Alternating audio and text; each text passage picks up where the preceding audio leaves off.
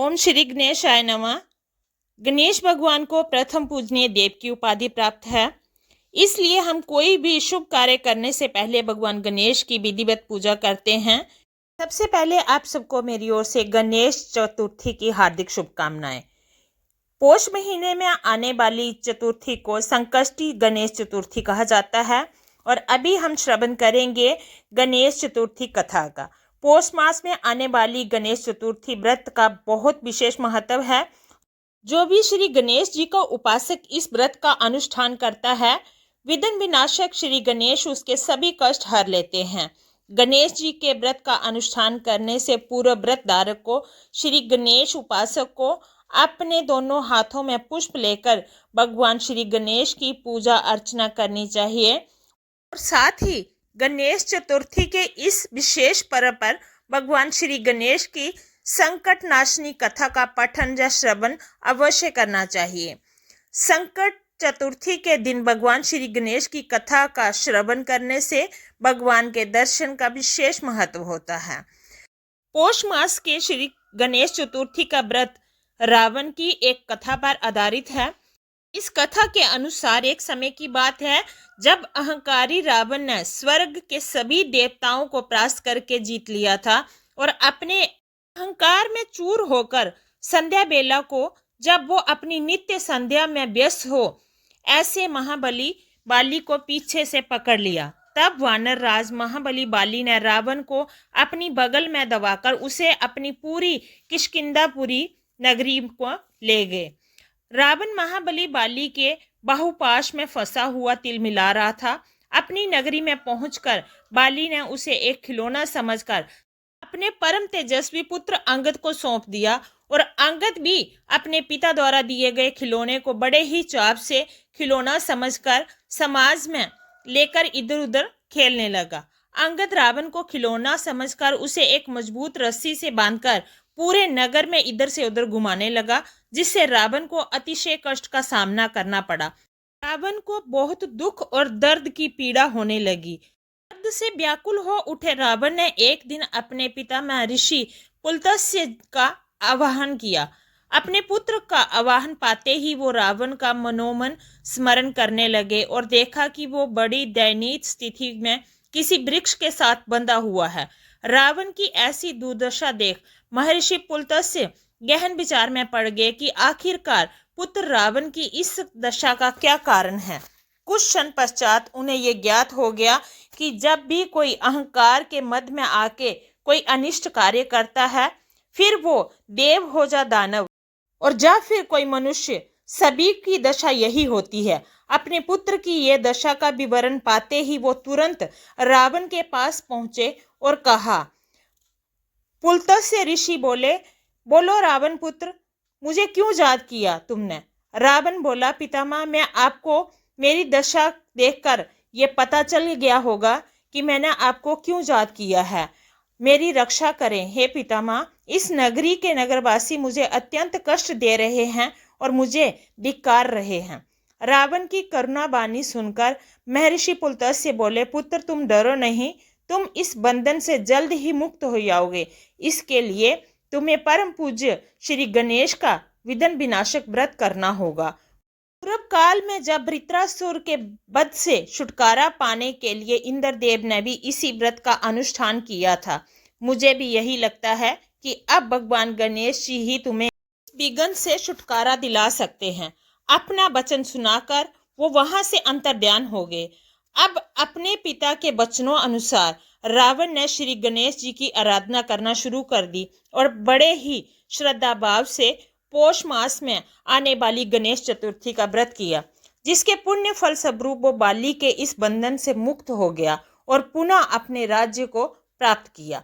मान्यता अनुसार जो कोई भी श्री गणेश उपासक पौष मास के कृष्ण पक्ष की आने वाली चतुर्थी व्रत को पूरे भक्ति भाव से अनुष्ठान करता है, वो अपने जीवन में विकट से विकट परिस्थिति को भी सहजता पूर्ण पार कर लेता है। मान्यता है कि संकष्टी चतुर्थी व्रत कथा को सुनने से मनुष्य को व्रत का दुगना फल मिलता है और उसकी सभी मनोकामनाएं पूरी होती हैं।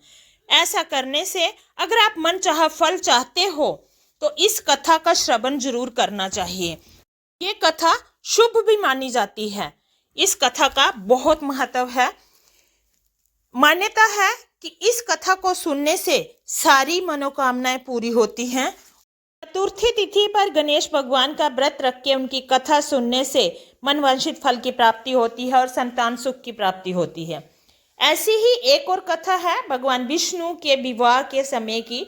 जब भगवान विष्णु और माता लक्ष्मी का विवाह होने जा रहा था, विवाह की तैयारियां की जा रही थी, सभी देवी देवताओं, गंधर्वों, ऋषि मुनियों को विवाह के लिए निमंत्रण दिया जा रहा था, लेकिन गणेश जी को इस विवाह के लिए आमंत्रित नहीं किया गया। विष्णु जी की बारात के समय सभी देवी देवताओं ने देखा कि भगवान गणपति बारात में नहीं दिखाई दे रहे हैं। सबने जानना चाहा कि गणपति को विवाह का बुलावा दिया गया है या नहीं, जब वो अपनी मर्जी से ही इस विवाह में उपस्थित नहीं हो रहे हैं। देवताओं ने भगवान विष्णु से गणेश जी की अनुपस्थिति का कारण पूछा। भगवान विष्णु ने उत्तर दिया कि भगवान शिव को न्योता दिया गया है, गणेश जी उनके साथ आना चाहे तो आ सकते हैं। साथ ही ये भी कहा कि गणेश जी बहुत अधिक भोजन करते हैं, ऐसे में किसी के घर ले जाकर हम उनको पेट भर भोजन कैसे कराएंगे। उनकी ये बात सुनकर एक देवता ने ये सुझाव दिया कि गणपति को बुला लेते हैं, लेकिन उनको विष्णु लोक की रक्षा के लिए यहीं छोड़कर चले जाएंगे। इससे ना बुलाने की चिंता भी खत्म हो जाएगी और उनके खाने की चिंता भी खत्म हो जाएगी। सबको ये उपाय बहुत पसंद आया। सोच विचार करके भगवान विष्णु भी इस बात से सहमत हो गए। गणेश सभी देवताओं के कहने पर यहाँ रुक गए, लेकिन वे क्रोधित थे। तभी देवऋषि नारद वहां आ गए और उनसे बारात में ना चलने का कारण पूछा। गणेश जी ने उनको कारण बताया, साथ ही ये भी बताया कि वो भगवान विष्णु से बहुत गुस्सा हैं। देवऋषि ने गणेश जी को कहा कि बारात के आगे अपने चूहों की सेना भेजकर आप रास्ता खुदवा दो, तब सबको आपकी अहमियत समझ आ जाएगी। चूहों की सेना ने गणपति की आज्ञा पाकर आगे से जमीन सारी खोखली कर दी। भगवान विष्णु का रथ वहीं जमीन में धंस गया। बहुत कोशिश करने पर भी रथ के पहिए बाहर नहीं निकले, रथ उस खड्डे से बाहर नहीं निकला। देवऋषि ने देवताओं से कहा, हे प्रभु, विघ्नहर्ता गणेश को क्रोधित करने के कारण ऐसा हुआ है, इसलिए अब उन्हें मनाना चाहिए। सभी देवता गणेश जी के पास पहुंचे, उनका पूजन किया। इसके बाद रथ गड्ढे से निकला, लेकिन उसके पहिए टूट गए थे। फिर से देवी देवता सोच विचार में पड़ गए कि अब क्या करें। खेत से एक खाती को बुलाया गया। खाती ने भगवान गणेश जी की वंदना करके पहिए ठीक कर दिए, जिसके बाद सभी देवी देवताओं को विघ्नहर्ता गणेश को सर्वप्रथम पूजने का महत्व समझ में आया। सबको उनकी महत्ता का पता चल गया। इसके बाद विवाह विघ्नों के बिना संपूर्ण हुआ। संकष्टी चतुर्थी को व्रत रखने से बहुत लाभ होते हैं, हमें बहुत लाभ मिलते हैं, भगवान की दया मिलती है। अखुरत चतुर्थी के दिन व्रत उपवास रखने से तथा श्री गणेश का सच्चे मन से पूजन करने से जीवन के सभी तरह के संकट दूर हो जाते हैं। इस चतुर्थी पर व्रत रखने से जहां सौभाग्य मिलता है, वहीं संतान की चाह रखने वालों की मनोकामना पूरी होती है। इस दिन पूरे मनोभाव से जो व्यक्ति प्रथम पूज्य भगवान श्री गणेश का ध्यान लगाकर पूजन करता है, उसकी सभी इच्छाएं पूर्ण होने की मान्यता है। आज के दिन भगवान श्री गणेश का पूजन करके उन्हें तिल, गुड़ के लड्डू और दुर्बा चढ़ाने से वे प्रसन्न होकर अपने भक्तों के समस्त कष्टों का हरण करते हैं और उनके जीवन को सुखी और समृद्धि भरा आशीष प्रदान करते हैं। अखुरत चौथ व्रत रखने से जीवन में निरंतर सुख समृद्धि आने लगती है तथा परेशानियों से मुक्ति मिलती है। यह संकष्टी चतुर्थी या संकट चौथ जिसको हम कहते हैं, अपने नाम के जैसे ही सभी संकटों को हरने वाली मानी गई है। इस संकष्टी चतुर्थी पर श्री गणेश के भक्त अपने दुखों से छुटकारा पाने के लिए उनकी आराधना करके हर तरह के लाभ उठा सकते हैं। इस तरह से गणेश चतुर्थी की कथा सुनने के बाद गणेश जी की आरती करें और आरती उपरांत भगवान गणेश को भोग लगाएं। चंद्रमा उदय होने के बाद चंद्रमा को अर्घ्य दें और फिर अपने व्रत का पारण करें। बोलिए श्री गणेश भगवान की जय।